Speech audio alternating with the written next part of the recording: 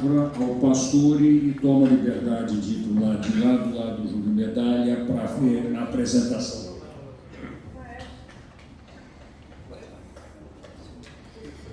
Boa tarde a todos.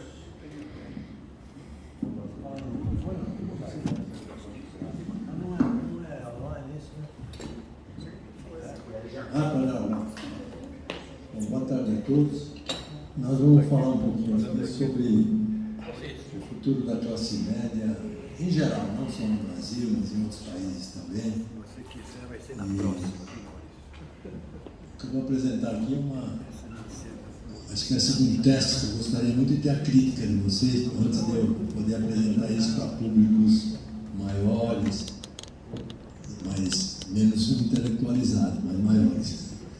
Então, o ponto de partida dessa pesquisa aqui, o que eu vou relatar para vocês é uma dezena de pesquisas, não é uma só, são várias pesquisas na mesma direção, que elas estão todas enfatizando o papel da entrada das tecnologias no mundo do trabalho. E quando entra no mundo do trabalho, tem impacto na renda, tem impacto na profissão das pessoas, tem impacto na mobilidade social, tem impacto político, tem impacto na democracia. Então, essa é mais ou menos a linha geral que eu vou apresentar aqui. Eu gostaria de dizer o seguinte: a ênfase vai ser em mudança tecnológica, mas, é claro, um fenômeno complexo como esse, a mudança de uma classe social, é afetado por muitos outros fatores também. Tá? Não existe na sociedade fenômenos unidimensionais, né? Sempre multidimensionais, multifatoriais, multicausais. Mas aqui a ênfase vai ser em tecnologia, para a gente poder entender um pouco como é que o mundo do trabalho está se transformando e o reflexo disso dá nas pessoas, nas famílias, nas classes e na política, que é uma ligação muito interessante nesses fatores. Então, o primeiro slide, o Sidney vai me ajudar a passar esse slide.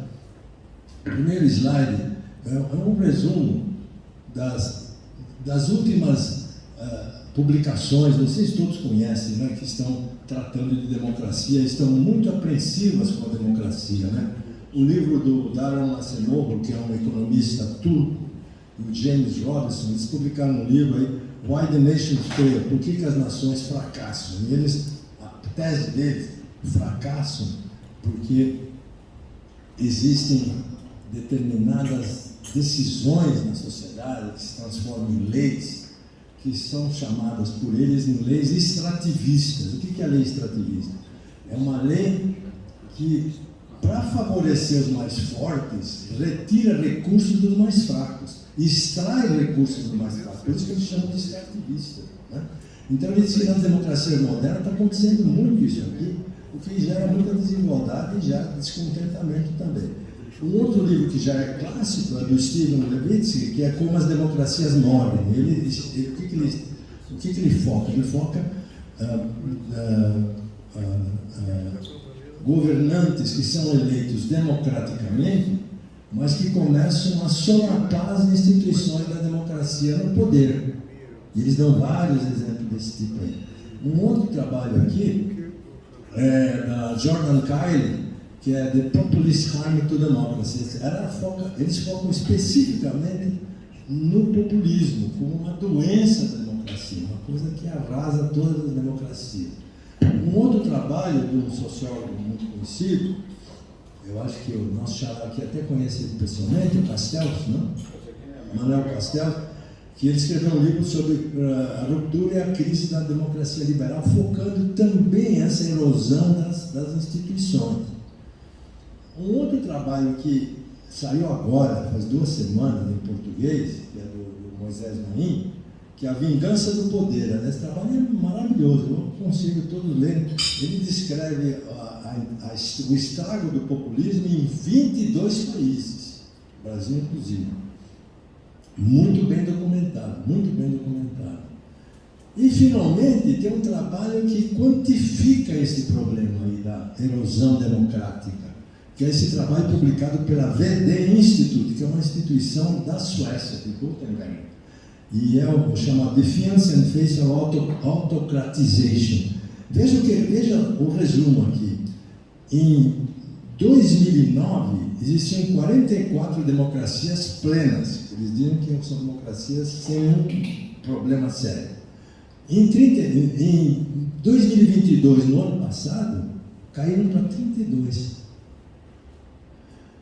Na outra ponta, ditaduras plenas, eram 22 em 2012 e agora 33. Então, esse é um fenômeno que está sendo observado em muitos países. Entre uma e outra, tem o que eles chamam de democracias falsas ou democracias imperfeitas, e o Brasil está no meio delas. Então, a pergunta é, por quê? O que está acontecendo? Né? Então, repetindo, o foco vai ser na tecnologia. Por quê? Vamos passar ao próximo aí, sim. Por quê? Porque as tecnologias que entram no trabalho, elas deram um salto fenomenal nos últimos tempos. Até pouco tempo, elas substituíam trabalhos manuais e rotineiros. Era isso que elas substituíam.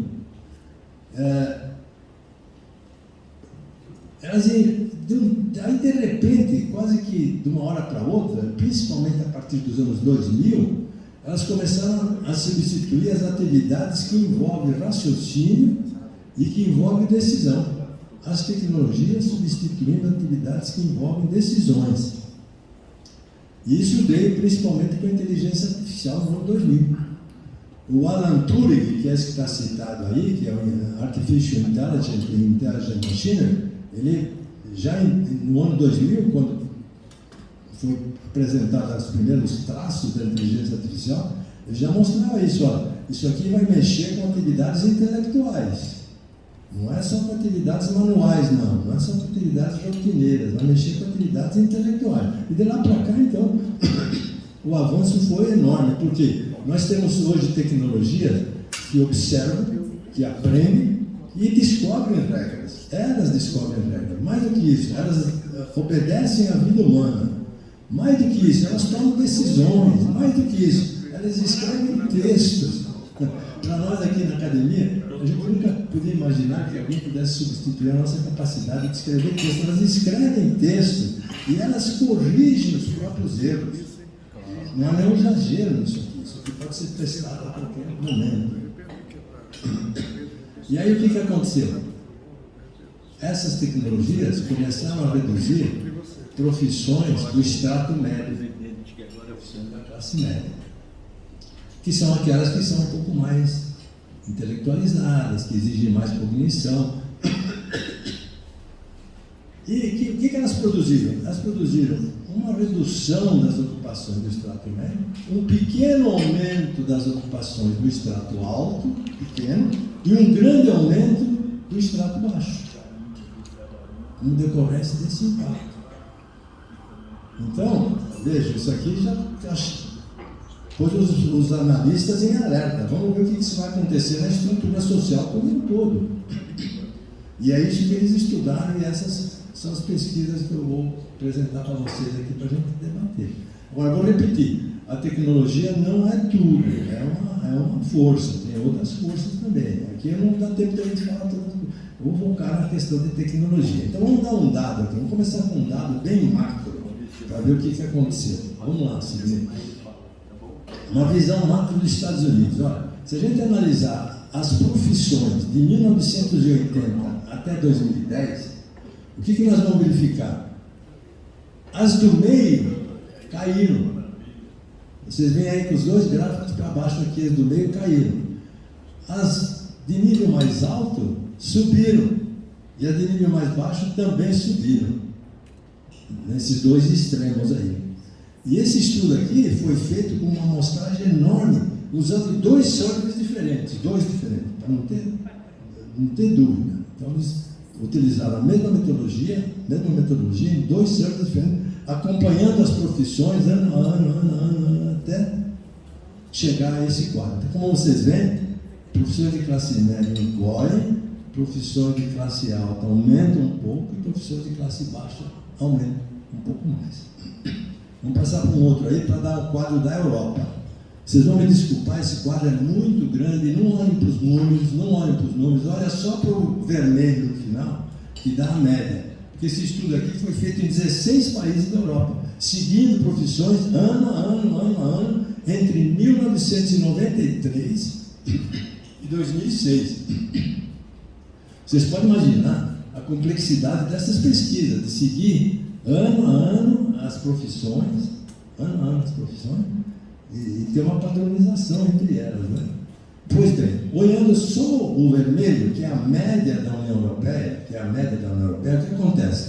Nas profissões do meio, houve uma redução de 7,77%, que não é nada inexpressivo, não, é uma coisa muito expressiva. E nas pontas, houve um aumento de 6,19% das profissões de extrato mais alto, a Europa é bem sofisticada, né? E houve um aumento também de 1,58% de profissões de extrato mais baixo. Ou seja, repetiu aquele mesmo quadro que nós vimos nos Estados Unidos. Mesmo quadro. Agora, eu queria fazer um parênteses aqui e falar um minuto só sobre o chat GPT. O chat GPT que está na moda, revolucionando aí, todo mundo conversa pelo chat GPT. Então, do chat GPT aí, se por favor, vou dar só uma palavrinha.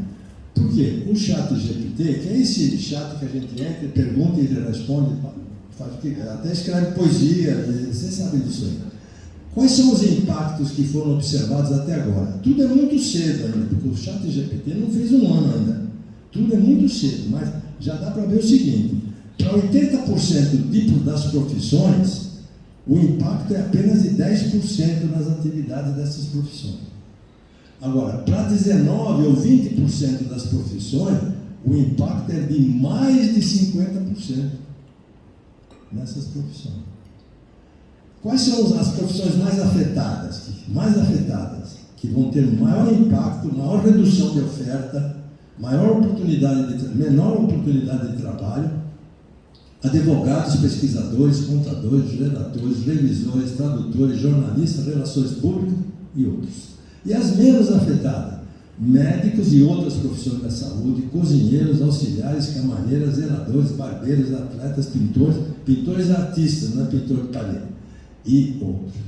Então, o que a gente nota aqui? O GPT toma decisões até certo ponto. De um certo ponto para cima, não toma. Mas não quer dizer que ele não toma só em coisas muito complicadas. Ele também não toma em coisas simples. Por exemplo, substituir um zelador por um robô, hoje em dia é impossível. O zelador toma tantas decisões que o robô não consegue fazer tudo o que o zelador faz. Se a gente quiser substituir um podador de árvore por um robô, também não vai conseguir. Então, existem profissões manuais que elas são preservadas e que não tem tanto impacto dessas tecnologias. Por isso é que aparece aí zelador, barbeiro, atleta. Barbeiro pode ser que tenha, mas ainda não existe, principalmente o cabeleireiro, ainda não tem alguma coisa que substitui. Agora, para encerrar esse parênteses do chat GPT, eu queria dizer o seguinte: as pesquisas já estão mostrando que o impacto não depende só da profissão. Ele depende primordialmente da competência que o profissional tem na sua profissão. Ou seja, o profissional que é muito competente na sua profissão vai ser menos afetado. Aquele que é menos competente vai ser mais afetado. Então, mesmo considerando as profissões, você tem essa diferença em relação à competência. Os mais competentes, provavelmente, eles conseguem se repaginar, né? Eles conseguem se transformar, né? Acompanhar as mudanças e se ajustar. Bom, vou fechar esse parênteses do GPT, vamos voltar ao nosso assunto. Então, essas mudanças nas profissões têm um impacto muito grande na mobilidade social, a mobilidade das pessoas na estrutura social. Vamos ver o caso da Europa. No caso da Europa, vamos estudar a mobilidade intergeracional, aquela que acontece entre pais e filhos, né? Pais, filhos, avós, etc. Então, quando a gente compara pais e filhos na mesma idade, é importante comparar na mesma idade, a gente nota o seguinte na Europa, que nos últimos 30 anos, 20% dos homens desceram na estrutura social. Desceram. Eram classe média, passaram para baixo. Eram classe alta, passaram para baixo. Alguns subiram, cara, mas 21% desceram. E 24% das mulheres também desceram na estrutura social. Pegando a Inglaterra especificamente, e pegando uma pesquisa que dá mais a noção dessa mobilidade. Na Inglaterra, nos anos 70, 60% da renda mais alta, 70% das pessoas tinham renda mais alta do que seus pais. Então pegava uma pessoa de 45 anos, 50 anos e perguntava qual é a sua renda. Então, comparava com a renda do pai dele, quando ele tinha 45 anos, mais alta do que os seus pais. Na década de 80 já caiu brutalmente para 40% apenas, que tem renda mais alta do que os seus pais. E em 2000 existe uma estimativa que são apenas 25% aqueles que têm renda mais alta do que os seus pais. O Fundo Monetário ali tem um estudo muito interessante que eu citei aí, em que ele detecta que 50% dessa queda foi devido à entrada de tecnologias no mundo do trabalho. Vamos ver o caso dos Estados Unidos, mobilidade nos Estados Unidos, vamos lá, vamos pegar os Estados Unidos aí. Nos Estados Unidos, então, a mobilidade intergeracional. Aqueles que nasceram na década de 40, 95% estavam acima dos seus pais. 95%, olha, praticamente todos, né? Na década de 80, já caiu para 41% que estavam acima dos seus pais. Os outros não estavam acima dos pais, ou estavam igual ou abaixo, mas não estavam acima dos pais, não. Se a gente pegar o período de 1967 até 81 e comparar com o período de 2002 até 2006, são dois períodos, vamos comparar um período com o outro, a mobilidade descendente da classe média passou de 5% no primeiro período para 11% no segundo período. 75% dos filhos dos americanos hoje, eles dizem que estarão pior do que a situação dos seus pais. A bibliografia está citada aí, os estudos são interessantes porque eles mostram também que quando eles relatam que estarão numa situação pior do que os seus pais, isso abala a coesão social da sociedade, abala o espírito de coesão social da sociedade e abala até a crença na democracia. O pessoal acha que isso é culpa do político, do regime democrático, alguma coisa desse tipo. Então essa é a situação da mobilidade social nos Estados Unidos. Vamos ver a nossa, no Brasil. Vamos ver como é que está a questão do Brasil. No Brasil, o primeiro estudo que foi feito desse tipo, assim, com essa pesquisa é uma pesquisa muito complexa, que é um estudo que pegou os dados da RAIS. A RAIS é a Relação Anual de Informações Sociais, que é publicada pelo Ministério do Trabalho, que acompanha o trabalho formal, assim, ano a ano, e as pessoas também. Então, essa pesquisadora, a Vanessa Sulzbach, ela fez uma pesquisa acompanhando as pessoas, esses dados no caso do Brasil, de 1994 a 2017. Vocês estão percebendo que são pesquisas de fôlego aqui, né? São pesquisas de muito fôlego, muito caras também, muito caras para fazer. Qual é a conclusão que ela chegou? Houve uma redução das ocupações do extrato médio, houve um aumento das ocupações do extrato alto e houve um aumento das ocupações do extrato baixo. Conclusão do estudo dela: o avanço tecnológico reduziu as oportunidades de trabalho no extrato médio e aumentou um pouco dos estratos altos e mais ainda do extrato baixo. Isso aqui, então, Brasil também está mais ou menos nesse quadro. E é isso que está sendo chamado na literatura da polarização do trabalho. Quer dizer, a tecnologia entra e empurra para os polos, né? Empurra para os polos. Um pouquinho só para cima e muito para baixo. E enxuga o meio. A polarização do trabalho é um termo já bastante consagrado na literatura. Vamos fazer uma análise histórica da mobilidade no Brasil. Vamos lá, Cidê. Vamos ver as tendências aqui da mobilidade. Pode passar mais uma aí. Não, acho que você pulou um. Esse aí. Bom, o estudo pioneiro de mobilidade social eu fiz e publiquei em 1979. Eu publiquei esse estudo. E nesse estudo eu analisei a situação de pais e filhos desde 1900 até 1970 e analisei a situação de filhos no primeiro emprego com eles mesmos no último emprego entre 1965 até 1970, também fazendo a pesquisa de comparar pai com filho certinho, né? Não pode escapar, não pode comparar o filho de um com o pai de outro. Muito bem. Esse estudo foi publicado em 1979. Depois, no ano 2000, eu publiquei um outro estudo em que surgiu um novo dado do IBGE em 1996. Então, eu pude estender esse estudo e fazer ele de 1900 a 1996. É possível saber o que aconteceu com o Brasil ao longo desses anos todos aí, 96, quase 100 anos. Qual é a conclusão desses dois estudos? Primeiro, o século XX foi um século de muita mobilidade social ascendente. Muito. Principalmente na década de 50, 60. Por exemplo, só a mobilidade rural urbana já dava uma ascendência nas pessoas, porque a pessoa ia morar na cidade, já tinha um outro horizonte, já podia pôr os filhos na escola, já tinha um emprego de carteira assinada. Só o rural urbano já dava um up na população, né? Além disso, na década de 60, 70, foram criadas muitos novos empreendimentos que absorveram pessoas que precisavam trabalhar com mais qualidade. Por exemplo, chegaram as empresas multinacionais no Brasil, a indústria multinacional, a indústria automobilística, por exemplo. Foram inauguradas as grandes empresas estatais, a Petrobras, o BNDES, a Vale. Surgiu também uma expansão do sistema financeiro nessa época aí. Então, tudo isso aí abriu novas oportunidades de trabalho mais sofisticadas e de renda mais alta.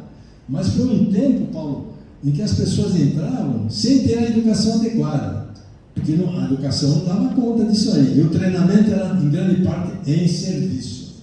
Mas as pessoas subiam na estrutura social, e muitos subiram.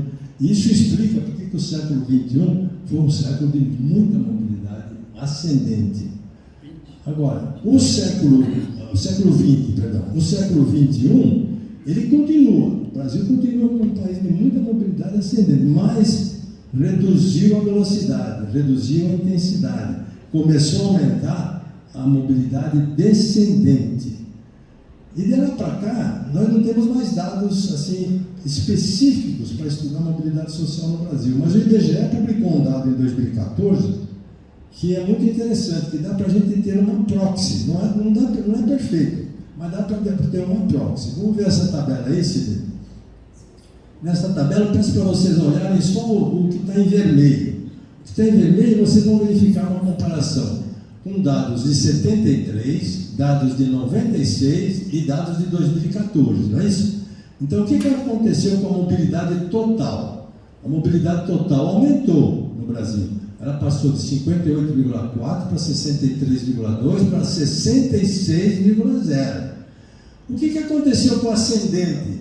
A ascendente diminuiu. Era 81, passou para 78,5 e passou depois para 73,3. O que aconteceu com a descendente? Aumentou. Era 19, passou para 21,5, passou para 26,7. Quer dizer, o Brasil tem indícios também, para corroborar aquele estudo da Vanessa, que esse fenômeno também está ocorrendo entre nós. Bom, vamos falar um pouco dos desdobramentos. O que acontece com a automação em termos de sociedade, de economia? Vamos ver o que acontece com isso aí. Bom, a primeira coisa que acontece é um impacto pavoroso nas finanças públicas. Quando entra um robô no lugar de um empregado humano, o que acontece? O empregado humano que perde o emprego para de pagar contribuição para a Previdência Social, tá certo, Paulo? E o robô não paga nada para a Previdência Social, que me consta não paga. E, no entanto, a Previdência Social continua com a responsabilidade de atender esse trabalhador que saiu da força de trabalho. Vocês imaginam, então, isso aqui massificado. Vocês imaginam isso aqui em grande escala. As tecnologias entrando, substituindo o trabalho humano que contribui para a Previdência Social. E tecnologia essa que não contribui para a Previdência Social. Então, isso gera um desequilíbrio muito grave, muito preocupante nas finanças públicas. E tendo um abalo nas finanças públicas, vocês imaginam, isso vai ter uma repercussão em toda a sociedade, porque diminui a capacidade de investimento do Estado, diminui a capacidade de educar, de atender saúde, etc. Então, esse é o primeiro desdobramento. Um outro desdobramento é que torna a obsolescência das profissões muito acelerada. A pessoa aprende a fazer uma profissão hoje, daqui 3, 4 anos já não está valendo mais, não foi substituída por uma tecnologia. Então, ao acelerar a obsolescência e tornar as pessoas descartáveis, digamos assim, a todo momento, é um desafio fenomenal no sistema educacional, concorda?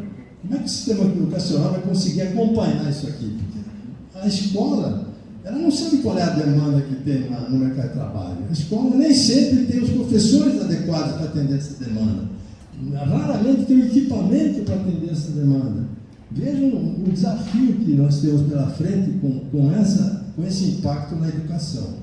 E depois tem um impacto psicossocial, que é aquele que vai nos interessar mais aqui. Quais são as coisas que já foram bem constatadas? As pessoas que descem na escala social, que perdem o status de classe média, elas têm um sentimento de privação relativa, que é um sentimento bem codificado na sociologia. Elas têm um sentimento de injustiça, elas se sentem injustiçadas. Ela tem um sentimento de frustração, tem um sentimento de exclusão. Ela perde a confiança no futuro e começa a perguntar: o que será dos meus filhos? Aliás, quando a gente vai numa festinha aqui e quer saber se os filhos estavam melhor do que os pais, a gente verifica em geral que, na melhor das hipóteses, estão iguais, né? E aí se pergunta: e aí, o que você está pensando para o seu filho? Não sei, ele está estudando isso aqui, mas não sei o que vai acontecer, porque está tão difícil, o mercado está difícil, não sei o que vai acontecer. Perde essa noção de o que será dos meus filhos. Então, a sociedade atual começa a ser sentida como profundamente injusta pelas pessoas. Isso é uma coisa massificada, não é um grupo social pequeno, isso aqui são milhões e bilhões de pessoas que estão sendo afetadas por isso. E as pessoas, então, se sentem impotentes diante da desigualdade, porque elas não sabem o que fazer. Tirou o diploma da universidade e não arranja emprego. Estava trabalhando como engenheiro, de repente tem que trabalhar como motorista de Uber, porque foi deslocado. O que ele fazia? Bom, ele era um engenheiro, ele era chefe de um grande departamento de, digamos, almoxerifado da Embraer.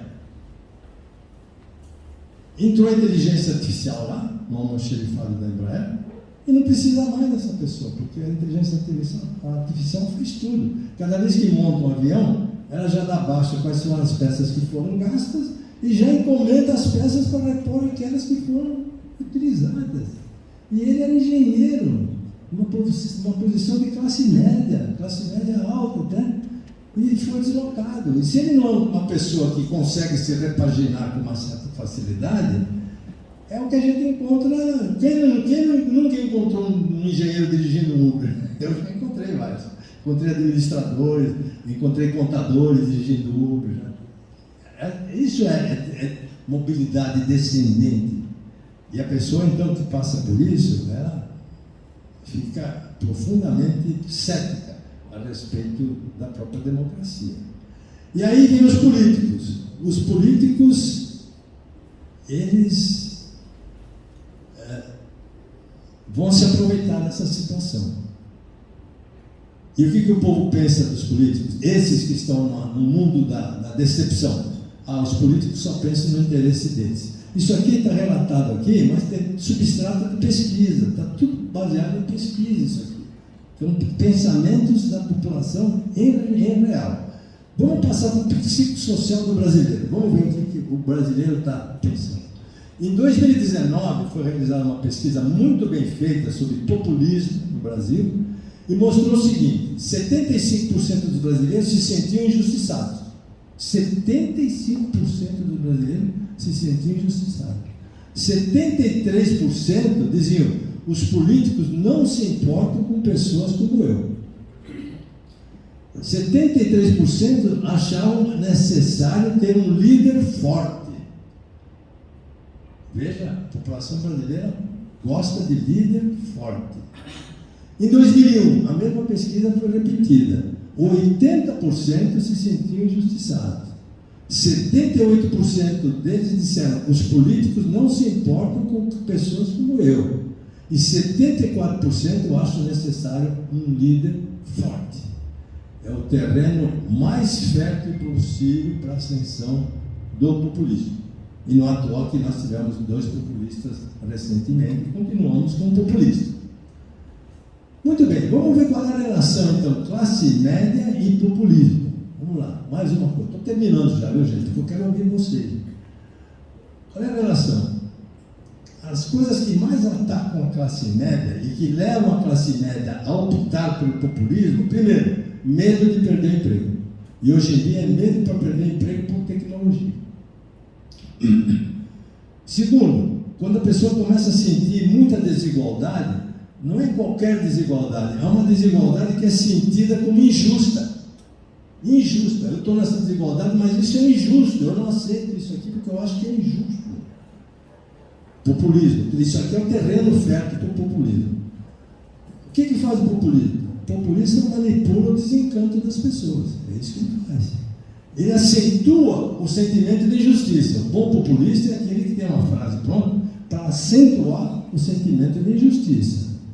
Fazer comparações, por exemplo, né? Sabe que o fulano ganha tanto, não sei lá. Enfim, essas coisas que acentuam o sentimento de injustiça. E acabam conquistando simpatias e acabam conquistando votos. Eu citei aqui uma literatura, quem estiver interessado, muito interessante, que faz uma análise do populismo ao longo do tempo, que faz uma análise do populismo ontem e hoje. E é interessante que variam as formas do populismo, mas não variam os processos dos populistas. São sempre os mesmos. Vamos ver quais são aqui os processos, as regularidades, que é o próximo slide aqui. Primeiro, os populistas acentuam essa divisão entre povo e elite. Segundo, os populistas dizem que o governo pode tudo. Na campanha eleitoral eles dizem que o governo pode tudo, vai resolver tudo, né? O tal do negócio da picanha com cerveja ao sábado. O populista, ele promete o que ele não pode cumprir. Aí ele não pode cumprir, tem que fazer PEC, passar a PEC depressa lá no Congresso para poder arranjar mais 150 bilhões, 200 bilhões, porque o que foi prometido tem que ser cumprido. O populismo, como ele não consegue fazer o país desenvolver nas suas próprias pernas, ele é obrigado a ampliar o assistencialismo, porque a situação piora, as pessoas sofrem, e ele é obrigado, por uma questão política e por uma questão humanitária, digamos assim, ele é obrigado a ampliar o assistencialismo. Essas são regularidades que naqueles estudos lá aparecem. As formas do populismo vão variando, mas essas regularidades estão sempre presentes. Depois, ampliando o assistencialismo, dilapida as finanças públicas. Ao dilapidar as finanças públicas, agrava os déficits, deteriora o tecido social e, com o tempo, ele fica insustentável e gera crise política. Os casos da América Latina, desde Perón, estão muito bem descritos nesse livro aqui do Dornbusch, La Macroeconomia do Populismo na América Latina. Está muito bem escrito, ele faz uma análise do Perón até os nossos dias, quase, sobre os populistas da América Latina. Quais são os casos mais emblemáticos de populismo hoje? Vamos passar rapidamente nisso aí. Bom, na América Latina, o Evo Morales, o Pedro Castillo, o Andrés Obrador, o Charles, o Maduro, Cristina Kirchner, Carlos Fernandes, Gabriel Boric, Gustavo Petro, Bolsonaro e Lula. Na Europa, Marine Le Pen, que quase ganhou a eleição 2 vezes, né? Capaz de ganhar a terceira agora, né? Alex Tsipras na Grécia, o Putin na Rússia, o Erdogan, o Orbán e o Boris Johnson com o Brexit. Lembra bem o que ele fez com o Brexit. Ele conseguiu, com a insatisfação da população, concentrar no seguinte: a culpa é dos imigrantes.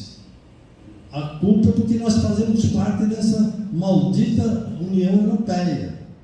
Ganhou o Brexit. Ganhou por pouco, né? Mas ganhou o Brexit. E na Ásia, o Rodrigues Duterte, e nos Estados Unidos, o caso mais emblemático, o Donald Trump. O Trump, 2016, veja, o que aconteceu nos Estados Unidos? Aquela crise de 2008, 2010, que quebrou o banco Lehman, não é?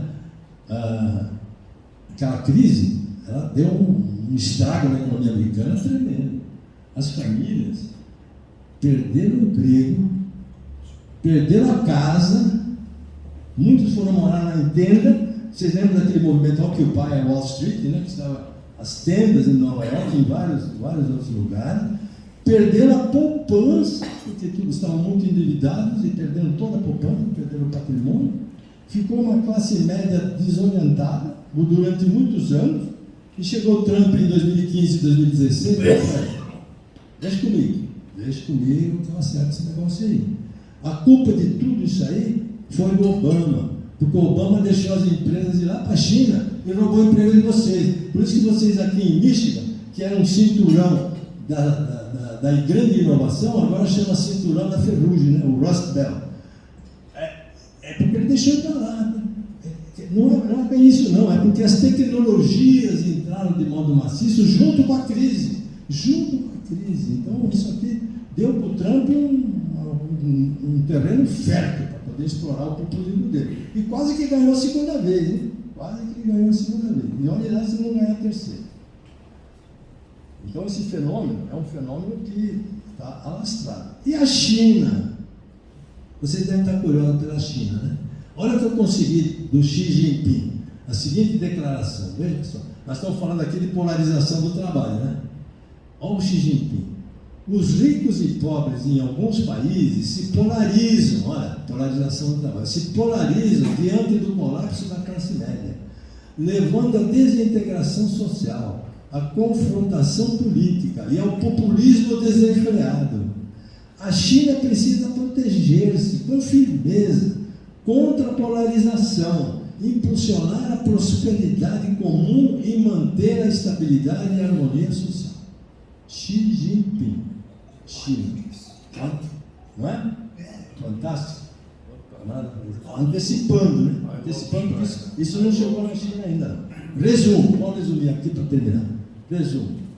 Bom, primeiro, a revolução tecnológica acelera o crescimento e é muito boa para nós todos, não é isso? Nós temos melhor qualidade de vida, enfim, não vamos nem discutir essa parte positiva da tecnologia.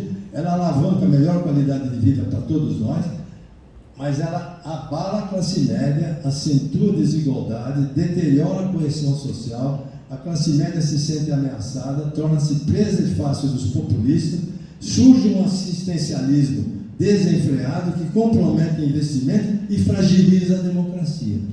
Então, aqueles trabalhos que estão tratando da fragilização da democracia, que nós vimos no primeiro slide aqui, aqueles livros todos, acredito eu que dá para a gente pensar nesta hipótese, não como uma coisa única, mas uma hipótese que tenha muita força na alteração do mercado de trabalho e na alteração das classes sociais do país. E com isso, alteração da própria política.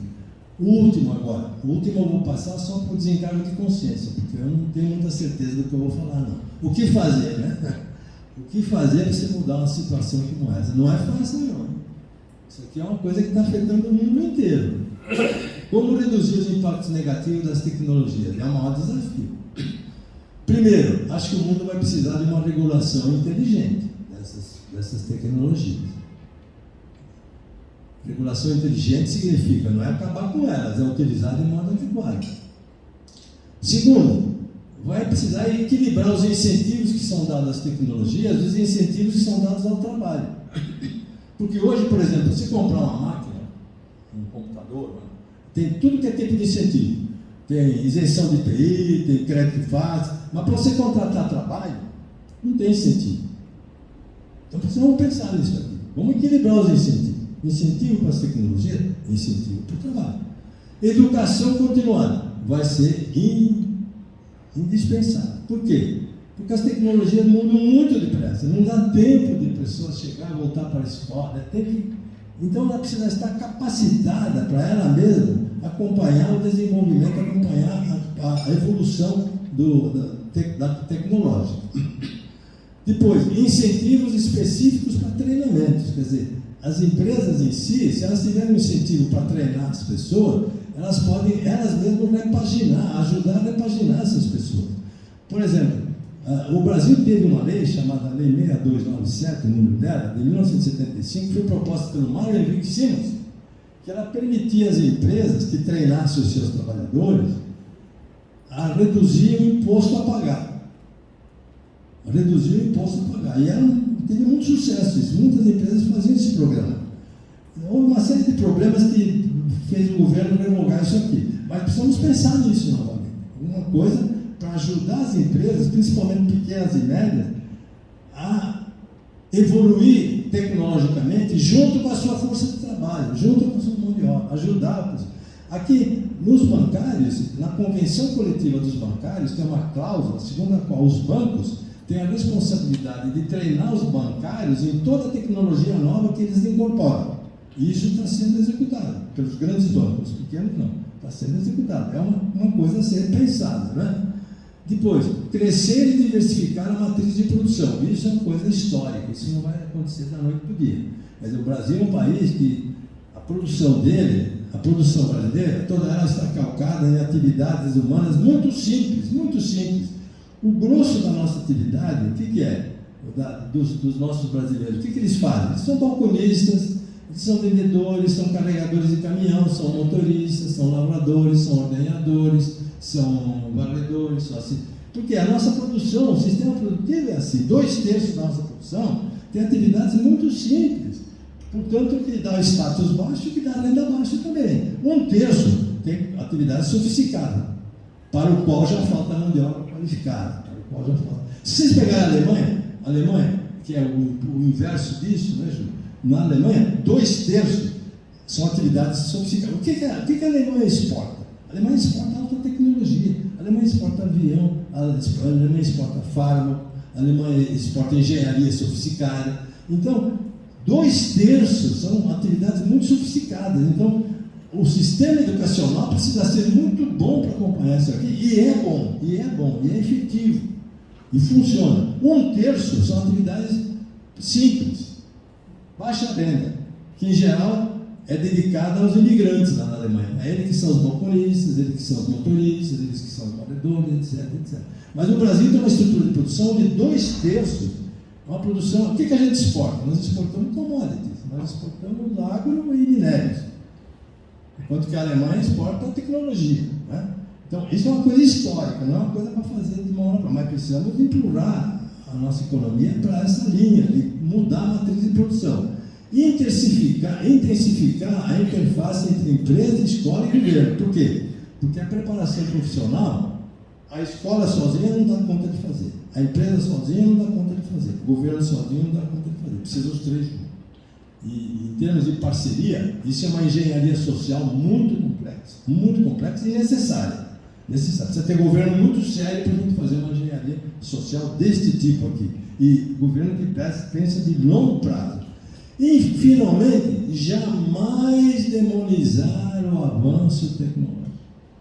A pior coisa do mundo é querer parar o avanço tecnológico. Aí vai ficar mais complicado do que nós estamos hoje. Bom, eu estou louco para ouvir vocês, porque eu acho que vocês têm muitas ideias melhores do que as minhas. E vamos aqui bater um papo.